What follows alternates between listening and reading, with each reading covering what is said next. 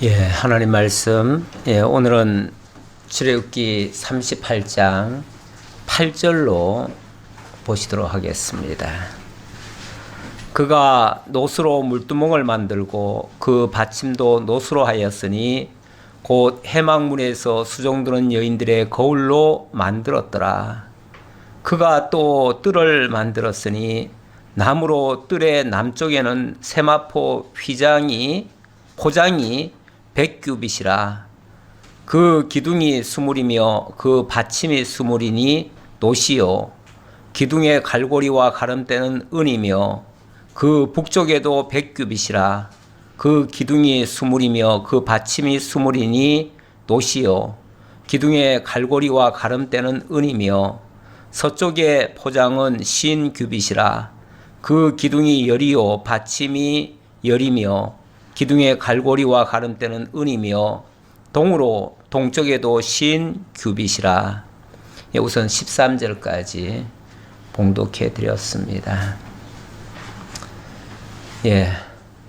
오늘은 성막에 남은 그 성구들, 성막 안뜰에 있는 몇 가지 그 성구들하고 그리고 이제 제사장의 성의를 제작하는 그런 장면을 살펴볼 시간이 되었습니다. 오늘 일단 살펴볼 내용 속에는 이런 것들이 있습니다. 번제단이 있고, 번제단은 사실 지난주에 했습니다. 그리고 물두멍, 그리고 뜰의 녹기둥과 포장, 그리고 제사장의 성의, 이렇게 살펴보려고 합니다. 물두멍을 노스로 만들어 거울로 사용하라, 이런 말씀이 오늘 나옵니다. 여기 보니까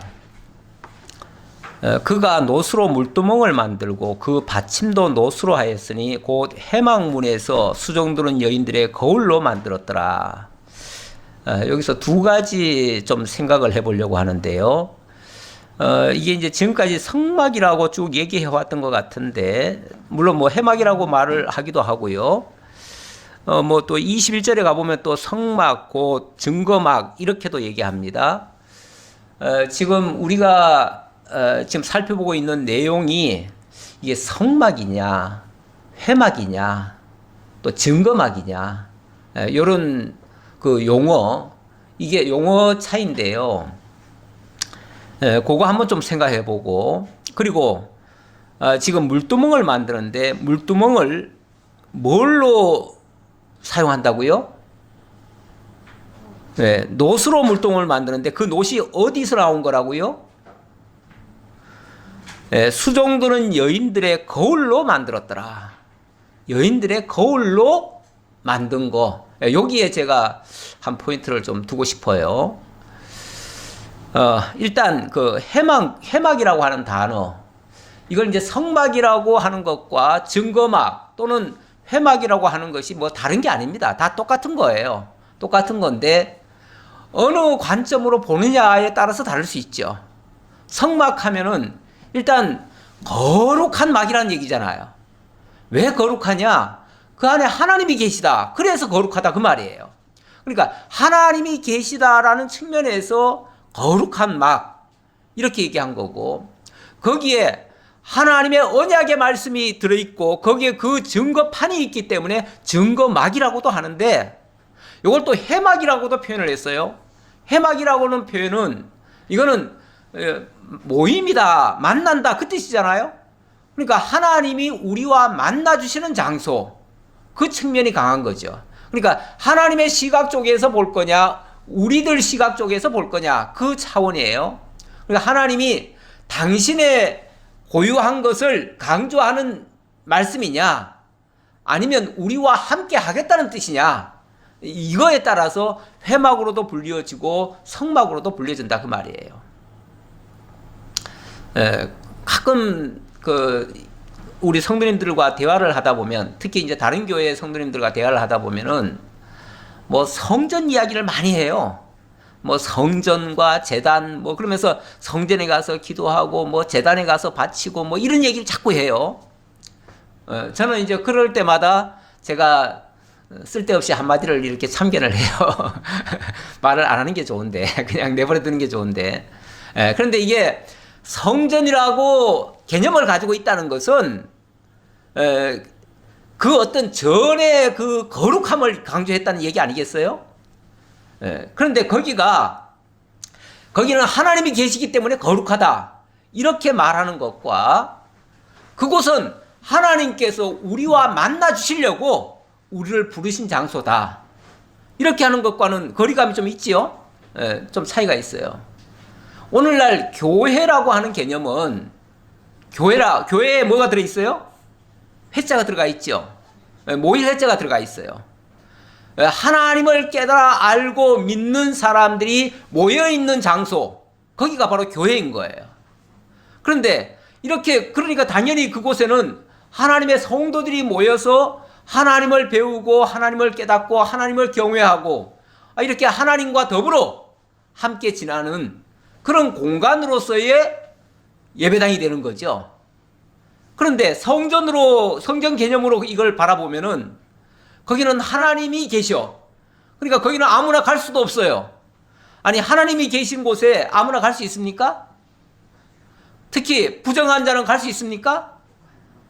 더군다나 거기가 제단이래요. 제단이라고 하면 문자 그대로는 거기서 동물을 잡아다가 제사 드리는 장소거든요.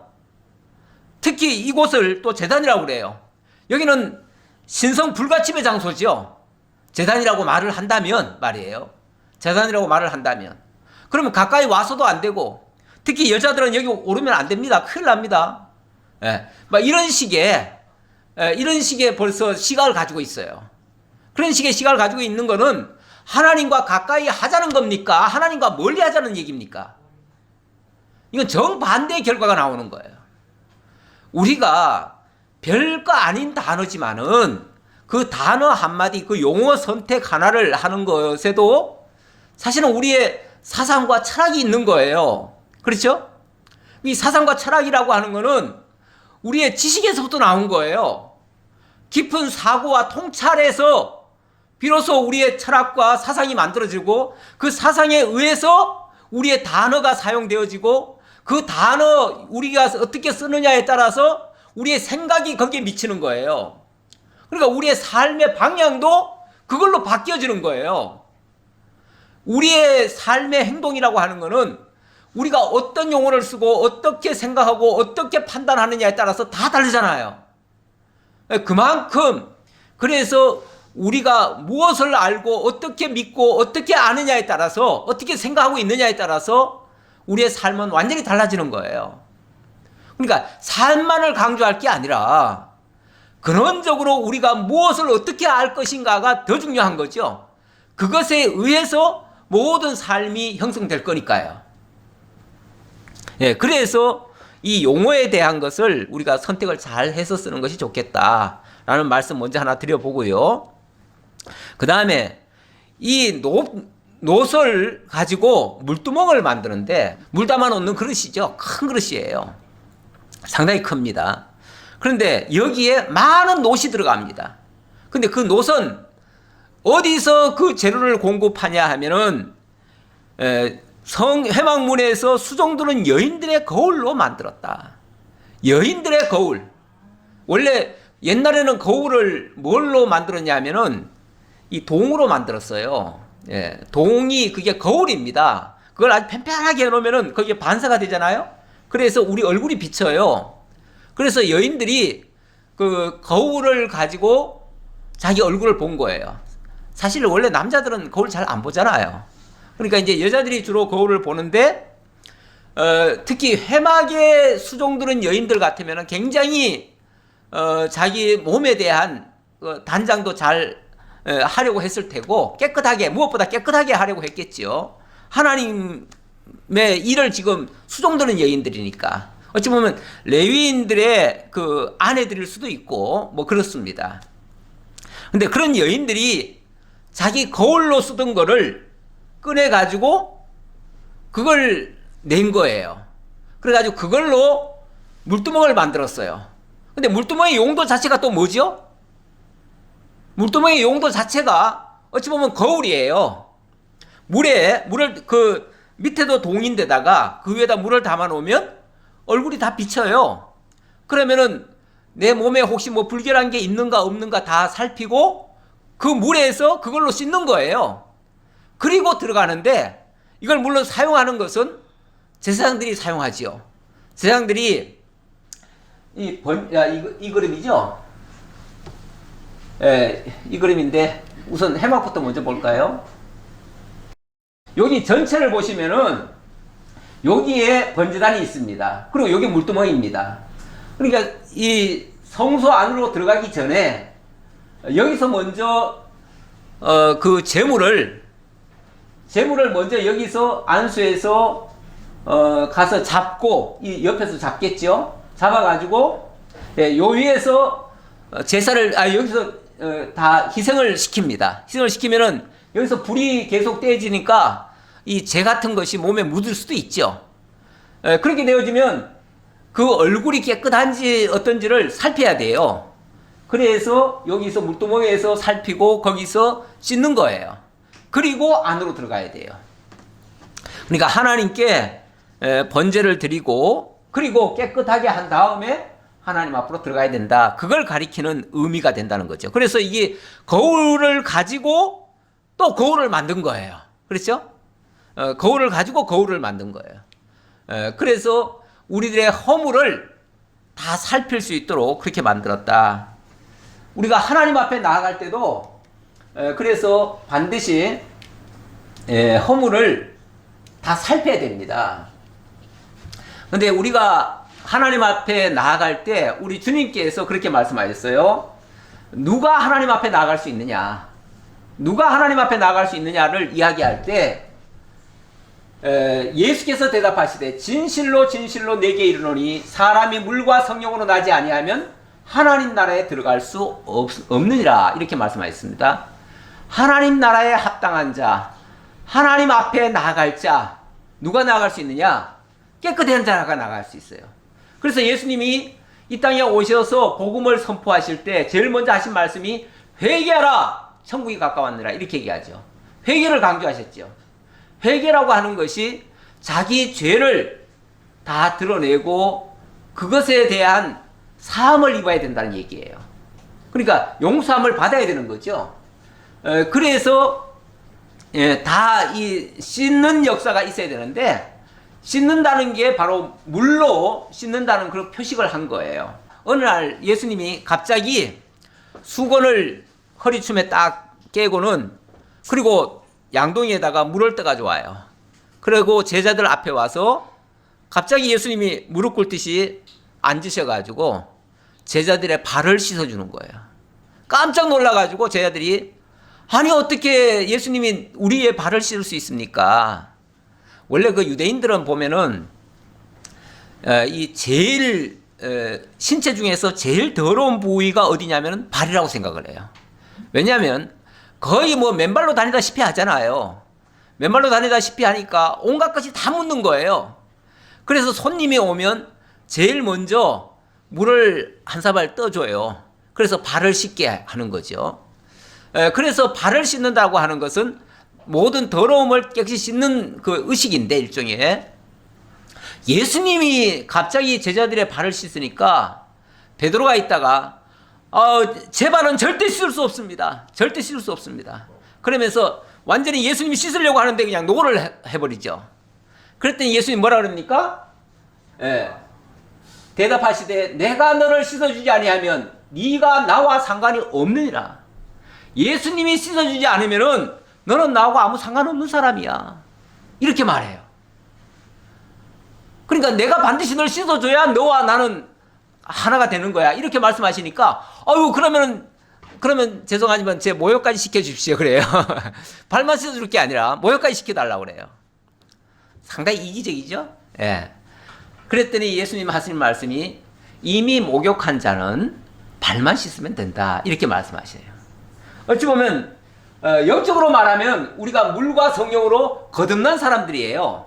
거듭난 자는 어찌 보면 발에 묻은 그 더러운 것만 씻으면 된다. 그런 의미고, 그리고 예수님이 이것을 씻어주지 않으면은 그것마저도 깨끗하게 안 된다. 그 얘기예요. 우리의 죄라고 하는 것이 사람들이 우리가 회개하고 우리가 뭘 하고 이렇게 해가지고 깨끗해지는 줄 알지만 우리가 해서가 아니라 하나님이 근본적으로 시켜주셔야 되는 겁니다. 하나님이 우리를 새롭게 해주셔야 되는 겁니다. 예, 그래서 히브리서 10장 22절에 보면 이런 말씀이 있습니다. 우리가 마음의 뿌림을 받아 악한 양심으로부터 벗어나고 몸은 맑은 물로 씻음을 받았으니 우리의 몸, 우리의 마음의 뿌림을 받아서 악한 양심으로부터, 그러니까 이 뿌림, 사실은 그 핏뿌림이죠. 그게 예수님의 그 핏뿌림, 그리고 맑은 물로 씻었다. 그렇게 함으로써 참 마음과 온전한 믿음으로 하나님께 나아가자. 그래서 비로소 주님의 피로 씻음을 받음으로 우리가 깨끗한 마음, 피로 씻었는데 희게 되었다, 이런 표현도 있어요. 사실은 예수님의 피로 씻으면 우리가 빨갛게 돼야 되잖아요. 근데 빨갛게 되는 게 아니라 아주 깨끗하게 희게 되었다는 거예요. 이게 그러니까 단순히 진짜 피로 씻었다는 의미보다는 우리 주님께서 모든 죄와 사망 가운데서 우리를 깨끗하게 하셨다, 건져주셨다, 이런 의미로 이해하시는 것이 좋겠습니다. 자, 그래서 이 물두멍이라고 하는 거는 하나님 앞에 들어가기 직전에 반드시 거쳐야 되는, 어찌 보면 통과 의례 같은 거예요. 통과 의례인데 이것이 우리들의 의지로 깨끗해지는 게 아니고 이 거울을 통해서 우리의 죄를 들춰내는 거죠. 들춰내고 너희는 이렇게 죄인이야. 그런데 내가 씻어줘. 그래서 깨끗하게 되는 거야. 이렇게 말씀하시는 것과 같은 거죠. 그래서 우리 주님께서 깨끗하게 씻어주신다는 뜻이고요. 자, 그 다음 9절로부터는 해막 뜰에 있는 이 포장을 얘기하는 겁니다. 이 뜰. 자, 지금까지 여기서부터 차례대로 이거 만들었고, 그 다음에 여기 요 안뜰에 있는 요 뜰 안이죠. 뜰 안에 있는 성구를 이야기를 했습니다. 그래 놓고 이제 이 뜰을 이제 본격적으로 만들어야죠. 쉽게 말하면 울타리죠. 울타리. 울타리를 만들면 해막 완성입니다. 그렇죠? 해막 완성이에요. 그래서 울타리 이야기를 자, 지금부터 하겠습니다. 그가 또 뜰을 만들었으니 나무로 뜰의 남쪽에는 세마포 포장이 100규빗이라. 여기가 남쪽입니다. 이쪽이 동쪽이고 남쪽 100규빗. 그러니까 우리 계산식으로 하면 약 한 50m 정도 된다, 그렇게 보시면 되겠습니다. 50m 정도. 그 다음 기둥이 수물이며 그 받침이 수물이니 노시요. 기둥의 갈고리와 가름대는 은이며. 이 기둥 하나하나가 전부 다 노수로 만들었는데 이게 20개라는 거예요. 20개. 그리고 요 밑에 받침도 노시고 다 노신데 요 위에 뚜껑, 그러니까 이제 이 막이 보면 뚜껑이 있죠. 아마도 이게 금속이 통금속인지 아니면은 가운데가 비어 있는 금속인지 모르겠어요. 어쨌든 이거를 은으로 위에다 씌우는 거예요. 그래서 요 기둥과, 그리고 이제 여기서 끈을 이렇게 묶어가지고 이렇게 양쪽으로 이렇게 잡아당기는데 그 고리가 있어요. 그 고리를 은으로 만들었다, 이렇게 얘기를 합니다. 근데 그 은이라고 하는 거는 지난번에 그 용도가 나왔었죠. 은의 출처는 성도들의 그 속전 제물, 반세개씩 내는 거, 그거 가지고 사용한다, 이렇게 보시면 되겠고요. 11절에는 그 북쪽에도 100규빗이라. 북쪽도 똑같다, 그 말이죠. 그러니까 이 남쪽과 북쪽은 똑같죠? 똑같아요. 그 다음 12절, 서쪽의 포장은 50규빗이라. 그 기둥이 열이요 받침이 열이며 기둥의 갈고리와 가름대는 은이며. 일단 구조는 다 똑같고요. 개수만 좀 달라요. 여기는 이 서쪽은 10개의 기둥이고 포장도 당연히 50규빗이니까 약 25m 이렇게 되겠죠. 자, 그리고 동으로 동쪽에도 신규빗이라. 이 동쪽, 여기가 동쪽입니다. 동쪽에도 신규빗이고, 마찬가지로 이 기둥은 총 10개가 들어갑니다. 10개가 들어가는데, 문 이쪽에 포장이 15규빗이요. 그 기둥이 셋이요. 받침이 셋이며. 자, 일단은 이게 총은 10개인데 10개 중에 이쪽에 3개, 이쪽에 3개, 그리고 15규빗, 15규빗, 그러니까 30규빗이고 이 가운데가 20규빗이고 20규빗에는 이 기둥이 4개 이렇게 얘기하는 거예요. 그러니까 총은 똑같아요. 똑같은데 가운데는 문이 있기 때문에 이 문장이 있기 때문에 문장에 들어가는 것을 따로 설명할 뿐입니다. 문 저쪽도 그와 같으니 뜰문 이쪽 저쪽의 포장이 15규빗씩이요. 그 기둥이 3씩, 받침이 3씩이라. 여기에는 이제 뭐 일단 사이즈는 똑같고요. 똑같고 여기에 있는 거를 포장이라 이렇게 얘기를 합니다. 포장. 우리 포장 친다 그런 표현하죠. 포장이라고 하는 거는 전에는 계속해서 휘장 그랬죠. 휘장. 제가 이제 조금 더 세분화해 가지고 문장 또 앙장 뭐 이런 표현을 제가 쓰긴 썼습니다만은 여기는 포장이라고 말을 합니다. 이거는 세마포 포장일 거예요. 그래서 이거는 어찌 보면 단순해요. 여기는 뭐 복잡하거나 화려하거나 뭐 예쁘게나 이렇게 안 합니다. 그냥 가장 단순하게 가장 심플하게 이렇게 포장으로 쳤다. 그렇게 보시면 되겠고요. 16절에 뜰 주위의 포장은 세마포요. 기둥 받침은 노시요. 예. 기둥의 갈고리와 가름대는 은이요. 기둥 머리 싸개는 은이며 뜰의 모든 기둥에 은 가름대를 꿰었으며. 예. 뭐 이미 설명이 똑같이 나왔어요. 다 똑같이 나왔기 때문에 다 똑같고요. 다만 요 포장이라는 거 그거 하나만 조금 차이가 있고요. 뜰의 휘장 문을 청색, 자색, 홍색 실과 가늘게 꼬은 배실로 수놓아 짰으니 길이는 20규빗이요 너비와 높이는 뜰의 포장과 같이 5규빗이며. 예, 요거는 요거 여기 하는 겁니다. 요 앞에 요 문장. 그러니까 다른 거는 다 포장이라고 얘기를 하고 여기는 문장이라고 얘기를 합니다. 요 문장은 요게 총 20규빗이 되겠고 20규빗에는 기둥이 4개가 있고 요거는 청색, 자색, 홍색 실로 짜라. 그러니까 요거는 제대로 짜는 거예요. 요거는 휘장이라고 얘기할 수 있는 거예요.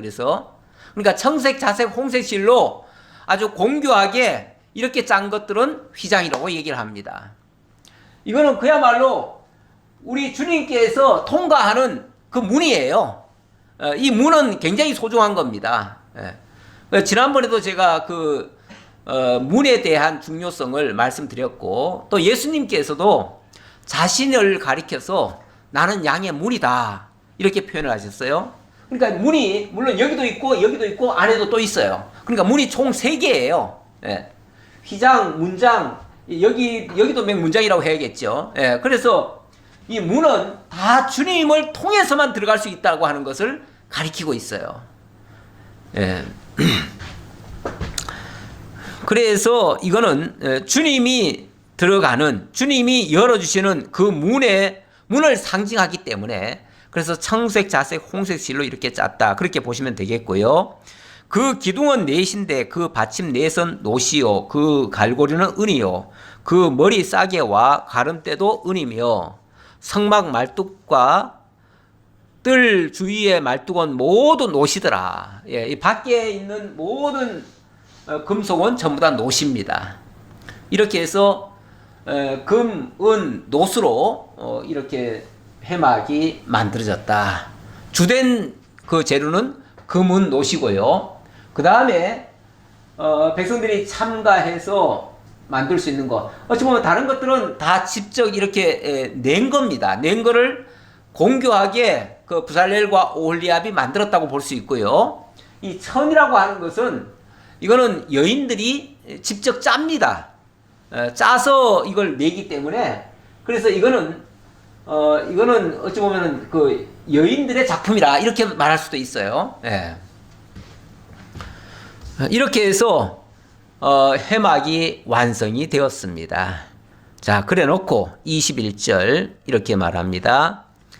이 성막을 이제 총 결산하는 겁니다. 총 결산하면서 그동안 이 성막을 위해서 들어간 그 재료, 그 재료가 어떻게 되는가, 그것을 계산을 합니다. 통계를 내는 거죠. 21절 보겠습니다.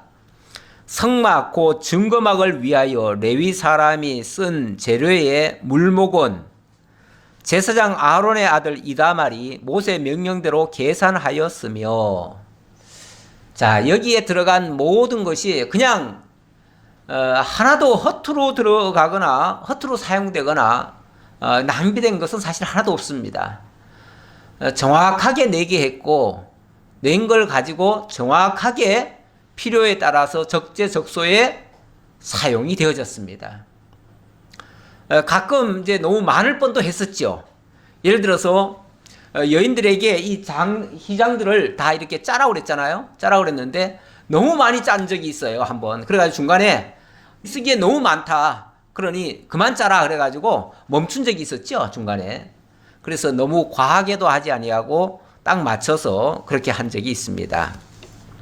우리 하나님의 이 성막이 얼마나 치밀하게 우리 하나님께서 설계하시고 계획하신 대로 사용되어지고, 그래서 그 결과도 정말 하나님이 하셨다라고 고백할 수밖에 없도록 이렇게 만들어 주십니다. 사실 너무 많은 것도 문제가 될 수 있고요. 물론 모자라는 것도 문제가 될 수 있고요. 그런데 나중에 결과를 보니까 남음도 없고 부족함도 없고 정확하게 맞더라. 이게 하나님의 역사 아닙니까? 그런 일들이 하나님의 역사 아니냐 그 말이죠. 예. 우리 하나님이 하시는 일들이 이렇습니다. 낭비되게 하지 않으시고요, 허투루 사용되지 않게 하십니다. 이거를 아론의 아들 이다말이 모세의 명령대로 계산을 했다. 어찌 보면 다 통계내 가지고 보고하는 겁니다. 우리 교회에서도 매 월말 우리가 통계를 내죠. 통계를 내서 지난 한 달 동안 우리 하나님께서 어떻게 성도들의 마음을 움직여서 연보하게 하셨으며, 그 연보가 또 어디에 어떻게 적당하게 쓰여졌는가를 통계를 냅니다. 통계를 내서 또 보고를 하며 함께 거기에 우리 하나님이 이렇게 역사하셨구나 라는 것을 함께 배우는 거죠. 이게 어찌 보면 단순히 뭐 하나님 앞에 돈 냈다, 헌금 냈다 이렇게 생각하고 뭐 하나님이 알아서 썼겠지, 그리고 우리는 몰라, 이런 차원이 아니고요. 우리 하나님이 함께 내게 하시고 함께 생각하게 하시고 함께 그것을 확인하게 하셔요. 왜냐하면 그 일을 통해서 하나님이 어떻게 역사하셨는가를 같이 보기 위해서예요. 그러니까 이 물질 하나도요, 사실 쓸데없이 내라고 한 게 아니에요. 그냥 단순히 돈 차원이 왔다 갔다 하는 게 아니에요. 우리 하나님의 역사가 거기에 담겨 있는 거예요. 왜냐하면 우리 같은 경우는 특히 연보라고 하는 게 우리는 의무적으로 내는 게 아니잖아요. 무슨 강제로 뭐 이거 안 내면 벌 받습니다 이런 차원이 아니잖아요. 그야말로 자원해서 각자 자기가 마음을 하나님이 주신 대로 그 감동에 따라서 연보를 하게 하고, 그 연보가 또 하나님의 필요에 적당하게 이게 쓰여졌다는 것이 확인되어지면, 아, 하나님이 이렇게 역사하셨구나, 그걸 배우게 되는 거잖아요. 이거를 서로 확인하는 게 중요하지요. 그래서 오늘 본문에서도 이 엄청난 이 성막을 지으면서 거기에 대한 것을 그냥 하나님께 바쳤으니까 알 거 없어 이게 아니고요. 이걸 아니고 함께 어떻게 사용되어졌는지, 어떤 물건이 하나님께 바쳐졌으며 어떻게 사용되어졌는지 그걸 함께 공유하는 거죠. 이게 중요합니다. 유다 지파 훌의 손자요 우리의 아들인 부살렐은 여호와께서 모세에게 명령하신 모든 것을 만들었고 단지파 아이사막의 아들 오홀리압이 그와 함께하였으니 오홀리압은 재능이 있어서 조각하며 또 청색, 자색, 홍색 실과 가는 배실로 수놓은 자더라. 제가 아까 그 포장 같은 경우는 주로 이제 여인들이 했다고 제가 말씀드렸는데, 제가 이 청색, 자색, 홍색 실은 이 오홀리압이 했다 이렇게 또 하네요. 그러니까 이 정교한 것들은 다 오홀리압 또는 부살렐이 주로 했다 이렇게 보셔야 될 것 같습니다. 성소 건축 비용으로 들인 금은, 자, 이렇게 해서 이제 통계가 나왔습니다. 자, 통계를 이제 확인해 보니까 이렇게 됩니다. 성소 건축 비용으로 들인 금은 성소의 세겔로 29달란트와 730세겔이며, 29달란트 730세겔, 29달란트 730세겔, 29달란트라고 하는데요, 1달란트가 34kg입니다. 금이 한 달란트에 34kg예요. 그러면 29달란트, 약 30달란트면 어떻게 되죠? 3, 3은 9. 여기 계산이 되어 있네요. 994kg, 994.322kg입니다. 그러니까 약 한 1톤이 된다고 그러네요. 약 1톤. 1톤입니다. 1톤. 총량이. 금 1톤이면요. 정말 어마어마하게 많은 겁니다. 지금 시세로 환산하면은 약 1,000억이 되더라고요. 제가 아침에 한번 잠깐 계산해 봤어요. 아침에 잠깐 계산해 보니까 한 1,000억이 돼요. 어마어마한 그 양이 되겠습니다. 이걸 가지고 전부 다 그 모든 그 성구에다가 만들었는데, 그 사실은 이게 성소와 지성소 안에 들어가는 성구들 아닙니까? 근데 성소와 지성소 안에는 그렇게 사이즈가 크진 않아요.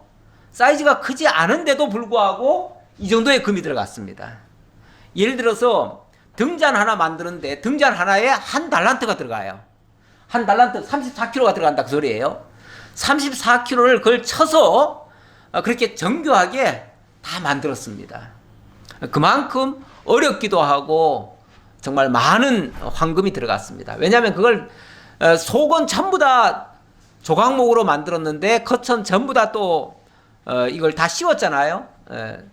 요즘처럼 녹여가지고 아주 얇게 펴가지고 이렇게 갖다 바른 게 아니고, 이걸 그냥 옛날에 그 금속을 이렇게 쳐가지고 늘려가지고 철편 만들어가지고 그렇게 씌운 거예요. 철편처럼 만들어가지고. 그랬으니까 어마어마하게 양도 많고 그만큼 힘들게 만들었다 그렇게 보시면 되겠고요. 그 다음 25절 봅시다. 계수된 회중이 드린 은은 성소의 세겔로 100달란트와 1775세겔이니, 자, 그 다음 은은, 요 은은 100달란트 그리고 1775세겔이라고 합니다. 이 지금 금에 비하면 약 3배나 더 많아요. 3배나 더 많으니까 약 한 3톤이 된다는 얘기죠, 은은. 근데 이 은은 또 어디서 나왔느냐가 더 중요한데, 이 은의 출처는 26절에 보니까 계수된 자가 20세 이상으로 60만 3,550명인 즉 성소의 세겔로 각 사람에게 은 한 배가 곧 반세겔씩이라. 반세겔씩 드리겠다. 2분의 1세겔. 2분의 1세겔이니까 사실 뭐 얼마 안 돼요. 이거는 어찌 보면 우리식으로 말하면 동전 한 잎이에요. 동전 하나인데 그 동전 하나가 한 사람씩 모았는데 이게 전체가 다 모으다 보니까, 전체 백성들이 다 참여하다 보니까 100달란트나 된대요. 100달란트하고 1775세겔이 남았네요. 근데 이 100달란트가 지난번에 보니까 그 성소의 기둥에 받침으로 100개가 들어갔어요. 그리고 1775세겔이 그 뚜껑과, 그러니까 기둥의 뚜껑, 이 바깥에 아까 그 해막의 그 기둥의 뚜껑과 그리고 이제 갈고리, 사용되어졌다 그래요. 그러니까 정말 이거 하나도 낭비가 없어요. 그 반세기일씩 어찌 보면 동전 별거 아닌 것 같은데 그걸 모아가지고 이 성전에 받침이 됐다 그 말이에요. 받침이 됐다. 근데 이게 성도들의, 그러니까 모든 언약 자손들의 생명의 속전이래요. 생명의 속전. 한마디로 생명값이라 그 말이죠. 모든 언약 자손들의 생명의 값이 거기 들어간 거예요. 생명의 값이라고 하는 것도 여기 지금 백성들이 냈다고 하지만 엄밀하게 말하면 그 생명의 값을 누가 지불한 거예요? 하나님이 생명을 사내신 거 아니에요. 하나님이 우리의 생명을 사내서 하나님의 언약의 자손으로 만들어주셨다는 사실에 대한 고백이죠. 그렇죠? 네. 내가 이 값을 줌으로써 생명을 사낸 게 아니고 하나님이 우리의 생명을 사내 주신 것에 대한 표식이죠. 표식. 생명의 속전 표식이에요. 표식. 네. 그러니까 이 생명의 값인데 이 생명의 값이라고 하는 것은 부자라고 더 귀하고 가난한 자라고 덜 귀합니까? 그럴 수 없지요. 생명은 다 똑같습니다. 하나님이 주신 생명은요, 부자라고 더 귀하지 않아요. 가난한 자라고 하찮지 않습니다. 그래서 모든 생명의 속전은요, 동등하게 내라고 그래요. 많이도 말고, 부자라고 해서 많이 내지 말고, 가난한 자라고 또 봐주는 것도 없어요. 이거는 생명의 속전은 하나님이 우리를 생명을 속했다는 증거니까 이거는 다 내야 된다. 그 대신 많이는 아닌데 반세기일씩 다 내야 된다. 그래서 우리가 하나님 앞에 하나님께로부터 구속함을 받은 이 생명은요, 모두가 다 똑같습니다. 동일합니다. 동일하게 존귀합니다. 그래서 이것은 하나도 허투루 또 낭비할 수 없습니다. 그 귀한 것이 성전에 받침이 되어졌다. 성막에 받침이 되어졌다. 이건 굉장히 소중한 일이라는 거죠. 우리 하나님이 이렇게 모두를 다 참여시킵니다. 하나님의 교회를, 이제 신약으로 말하면 이게 하나님의 교회 아닙니까? 신약으로 말하면 하나님의 교회를 하나님이 그냥 지어주고 마는 게 아니고 우리도 거기 참여를 시켜주신다 그 말이죠. 그래서 예수님이 교회의 머리가 되시고 우리는 그의 지체가 되셔서 머리와 지체가 한 몸을 이루어가지고 한 교회가 되는 거죠. 이렇게 하나님이 우리를 이 성전으로 삼아주셔요. 자, 그 다음 29절입니다. 드린 노선 70달란트와 2,400세겔이라. 이 노, 그 다음에 세 번째는 노시입니다. 이 노선 70달란트, 70달란트라 그래요. 그리고 2,400세겔. 요거는 뭐 우리 무게로 환산해 보니까 약 2.4톤 정도 됩니다. 그러니까 어찌 보면 금이 제일 조금 들어가고요. 금의 배가 노시고요. 금의 3배가 은입니다. 그렇죠? 그렇게 되죠. 은이 양으로는 제일 많기는 한데 모두가 다 그런 어떤 좋은 의미가 사실 담겨져 있다고 볼 수 있고요. 자, 일단 양은 그렇다고 말씀드립니다. 그리고 이것으로 해막문 기둥 받침과 놋 제단과 놋 그물과 제단의 모든 기구를 만들었으며, 이 놋이라고 하는 것은 일종의 심판의 상징입니다. 심판. 그래서 예수님이 이 땅에 오셨을 때 요한계시록 1장에 보면 예수님이 이 땅에 오셨을 때에 다시 오시는 주님의 그 모습이 거기 형상화돼서 설명하고 있는데요.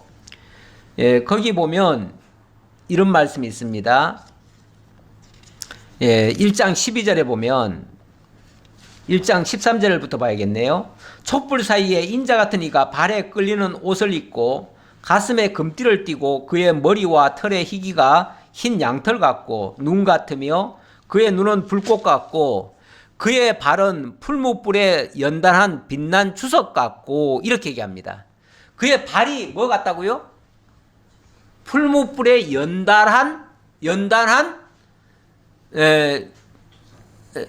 빛난 주석. 빛난 주석이 쉽게 말하면 이 노시의 노. 예.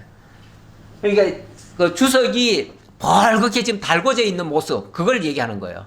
예수님의 발이 그 빛난 주석으로 돼 있더라 그 말이죠. 달궈진, 불에 달궈진 풀무불에, 그것도 풀무불이라고 하는 게 보통 불에 한 7배는 더 센 불을 풀무불이라고 합니다. 그 뜨거운 불에 그 금속이, 그 주석이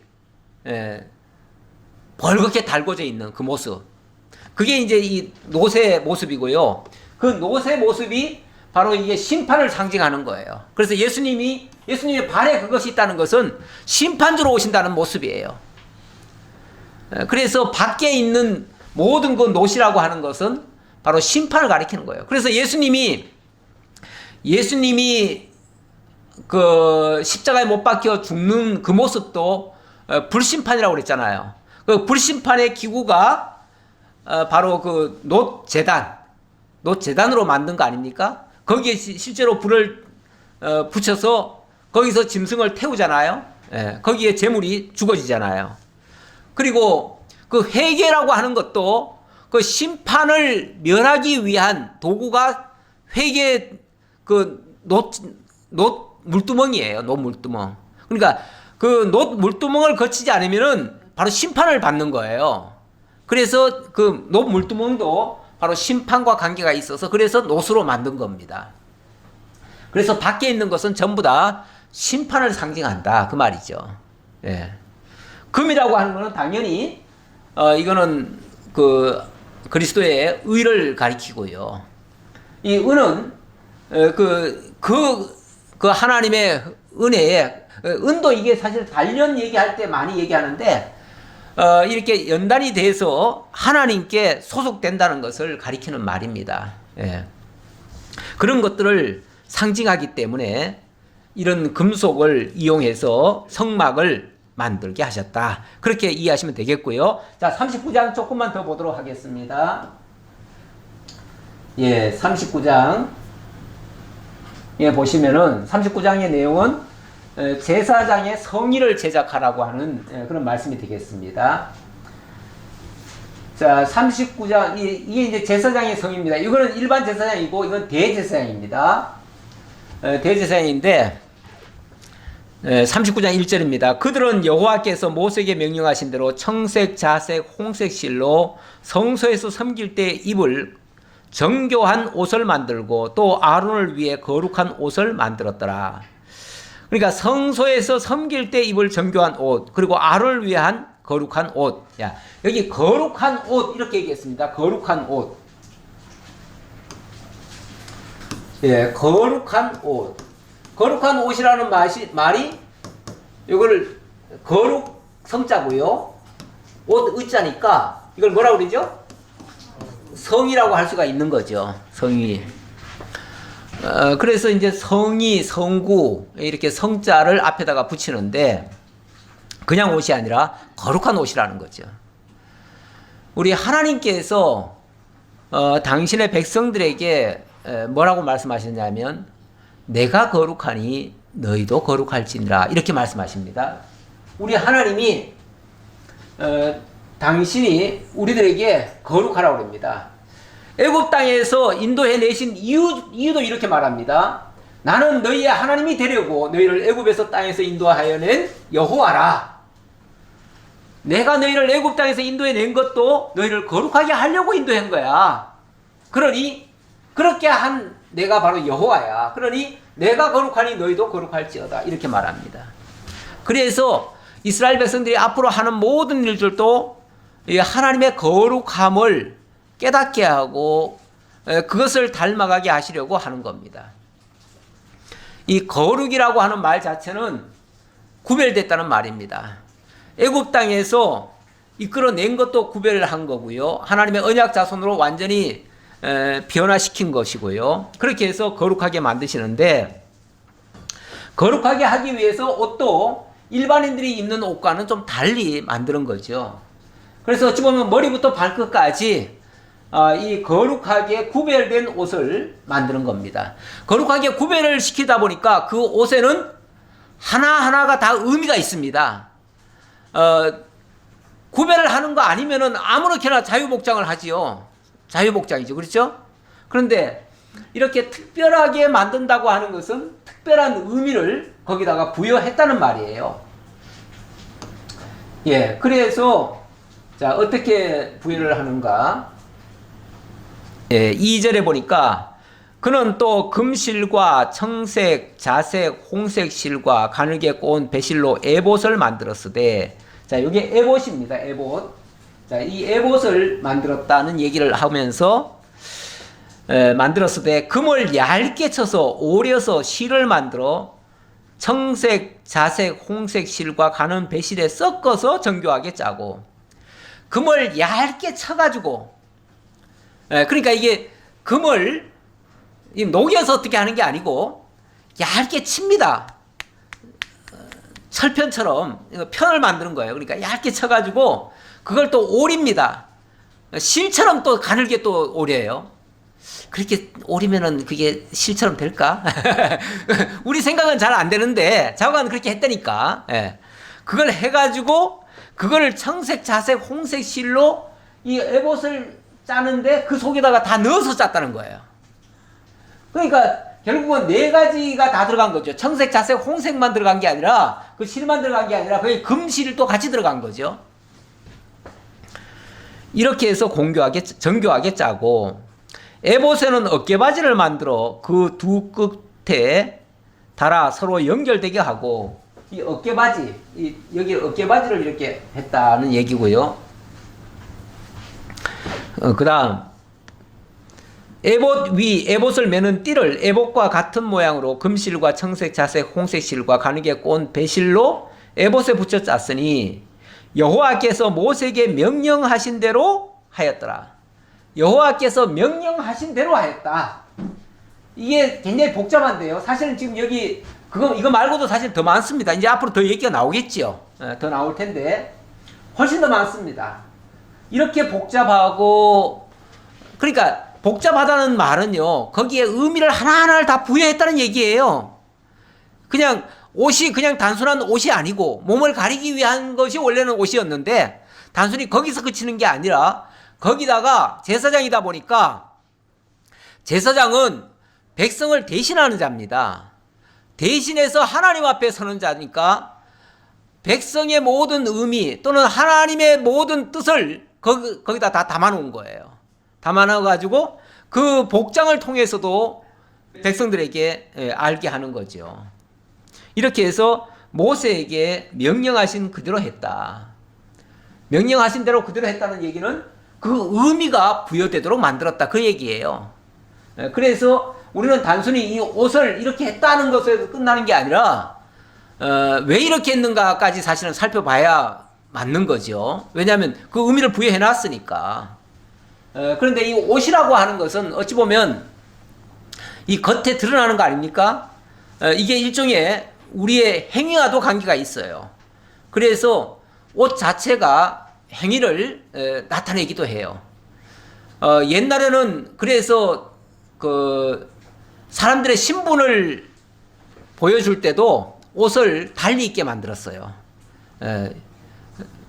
요즘 뭐 좀 이상한 옷을 입고 그 막 패션 쇼를 하는 사람들이 있는데, 더군다나 그걸 뭐 청와대에서 그렇게 또 했다고 그래요. 그거는 도대체 왜 저런 옷을 입고 할까? 위안부 같은 옷을 입고 거기서 패션쇼를 하더라고요. 이거는 우리나라의 상징물 같은 곳에다가 일본의 그런 아주 이상한 것을 갖다가 가져와 가지고 완전히 외색 짙은 그런 지금 하는 건데, 제가 봤을 때는 이거는 한국을 완전히 모독하는 것 같은 느낌이에요. 굉장히 사실은 불쾌할 정도의 모습인데 왜 그런지는 모르겠어요. 그 주도하는 사람이 그걸 자꾸 그렇게 주장하고 그걸 또 항의를 해가지고 취소한다고 그러더니 결국은 또 한다고 그러더라고요. 기어코 또 한대요. 무슨 오기로 그렇게 하는지 모르겠어요. 그런데 의미 없이 하는 건 없습니다. 옷을 그렇게 입는다는 것은 뭔가를 메시지를 주는 거예요. 메시지를 주는 거예요. 그런데 여기 성막의 이게 제사장의 복장도 마찬가지입니다. 이게 뭘 의미하고 있는가? 일단 옷이라고 하는 것은 겉에 드러나는 것이고 그거는 인간의 행위를 가리키는 겁니다. 그래서 인간의 행위는 어찌 보면 다 더럽혀진 거 아닙니까? 그래서 이사야 64장 6절에 보면 이런 표현이 있습니다. 무릇 우리는 다 부정한 자 같아서 우리의 의는 다 더러운 옷 같으며, 우리의 의가 다 더러운 옷이라는 거예요. 의라고 하는 게 우리의 행위를 통해서 나타나는 건데 그게 다 더러운 옷과 같다는 거예요. 그러니까 그런데 그래서 우리는 다 잎사귀같이 시들므로 우리의 죄악이 바람같이 우리를 몰아가나이다. 더러운 옷을 입고 있으니까 이거는 바람만 불어도 다 날아갈 거 아닙니까? 이렇게 해가지고는 우리의 부끄러움을 가릴 수가 없는 거죠. 근데 원래 그 에덴 동산에서 보면 인간이 범죄한 다음에 자기의 그 부끄러움을 느꼈어요. 그리고 나서 가린 것이 그 무화과 잎사귀로 치마를 해 입은 거 아닙니까? 그렇게 해서 자기의 부끄러움을 가렸다고 그러는데 하나님께서 그 부끄러움을 당신이 덮어주셨어요. 뭘로 덮어주셨냐면 양을 한 마리 희생시켜가지고 그걸로 덮어주셨어요. 그러니까 양 가죽으로 옷을 해 입혔으니까 부끄러움이 가려진 거지요. 이게 바로 뭘 가리키는 거냐면 우리 주님께서 당신의 희생을 통해서, 어린 양 되시는 우리 주님께서 당신의 희생을 통해서 우리의 더러움을 가려줄 걸 가리킨 것이었어요. 그런데 좀 더 섬세하게 이 제사장을 통해서는 하나님의 의, 하나님의 거룩하고 아름다운 역사들, 하나님이 우리를 책임지시고 우리의 모든 것을 다 감당하시는 그 역사를 옷에다가 다 표현을 한 거예요. 다 표현을 한 거예요. 이제 설명이 조금 더 다음 주에 좀 더 나오겠지만 그렇게 하나하나를 머리부터 발끝까지 다 의미를 부여해가지고 그걸로 우리를 다 감싸주셔요. 그렇게 하면 하나님 앞에 거룩하고 의롭고 흠없고 정결하고 깨끗하고 완벽한 그런 하나님의 자녀로 우뚝 설 수 있게 된다 그 말이죠. 그걸 가르쳐 주려고 우리 주님께서 이렇게 하셨다라는 뜻입니다. 자, 오늘은 여기까지 살펴보죠. 여기까지 살펴보고 마지막 결론의 말씀은 이사야 61장의 말씀을 이제 가져왔습니다. 여기 보면 이런 말씀이 있습니다. 무릇 나 여호와는 정의를 사랑하며 불의의 강탈을 미워하여 성실히 그들에게 갚아주고 그들과 영원한 언약을 맺을 것이라. 우리 하나님이 정의를 사랑하신대요. 의를 주시기를 기뻐하신대요. 그래서 그 백성들, 그들에게 그 불의의 강탈을 미워하여 성실히 그들에게 갚아주고, 다시 말하면 악한 자들에게는 하나님께서 불의로 갚아주시고 그리고 그들과 영원한 언약을 맺을 것이래요. 그래서 그 자손들, 다시 말하면 하나님의 언약을 맺은 그 자손들에게 어떻게 하는가? 10절에 보니까 9절도 맞아 읽지요. 그들의 자손을 문나라 가운데 그들의 후손을 만민 가운데 알리리니 무릇 이를 보는 자가 그들은 여호와께 복받은 자손이라 인정하리라. 하나님이 의롭게 해주면은 그 백성은 복받은 백성으로 인정될 거다 그 말이죠. 그래 놓고 내가 여호와로 말미암아 크게 기뻐하며 내 영혼이 나의 하나님으로 말미암아 즐거워하리니 이런 그가 구원의 옷을 내게 입히시며. 자, 이렇게 하나님이 의롭게 해주신 그 백성들은 얼마나 기쁘냐 그 말이죠. 기뻐서 그 하나님으로 말미암아 크게 기뻐하며 내 영혼이 나의 하나님으로 말미암아 즐거워하리니 이는 그가 구원의 옷을 내게 입히시며 공의의 겉옷을 내게 더하시니. 구원의 옷, 이게 우리를 근본적으로 제사해 준 거 아닙니까? 그걸 구원의 옷이라고 얘기를 했어요. 그리고 거기다가 하나님의 의를 덧입혀 준 거, 그게 공의의 겉옷을 내게 더하신 거예요. 이렇게 해주심으로써 신랑이 사모를 쓰며 신부가 자기 보석으로 단장함 같게 하셨습니다. 마치 그리스도와 우리의 관계가 그리스도께서 씌우신, 하나님께서 덮여주신 그의 의의 옷과 그의 겉옷으로 말미암아 마치 사모를 쓰고 관대를 입고 그 아름다운 자기 보석으로 단장한 그 신부처럼 그 신랑과 신부에게 입히는 옷이 사실은 최상의 옷 아닙니까? 세상에서 제일 아름다운 옷을 입을 때가 어찌 보면은 결혼할 때 아닙니까? 그렇죠? 예. 그때 모습처럼 우리 하나님께서 그렇게 아름답게 우리를 만들으셨다. 그게 구원의 옷이고 공의의 겉옷이다. 하나님의 의의 옷이다 그 말이죠. 이렇게 하나님이 우리에게 거룩하게 해주신다는 이 사실, 이걸 지금 약속하시기 위해서 성막 속에서 또는 성의 속에서 이거를 계시해 주고 있습니다. 기도하겠습니다.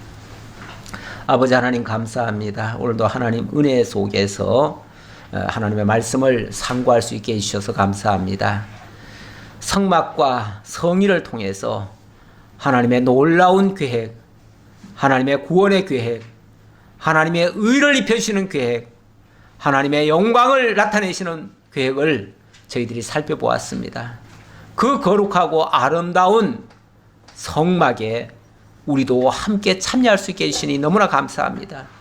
이것을 하나님이 계시는 곳으로만 남겨두지 아니하시고 우리와 직접 만나 주신다고 하시니 너무나 감사할 따름입니다.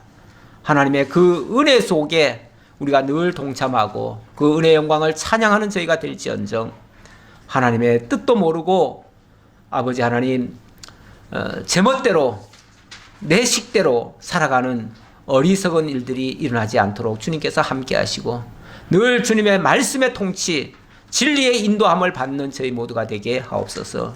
모든 걸 감사드렸고 예수 그리스도의 이름으로 기도하옵나이다. 아멘.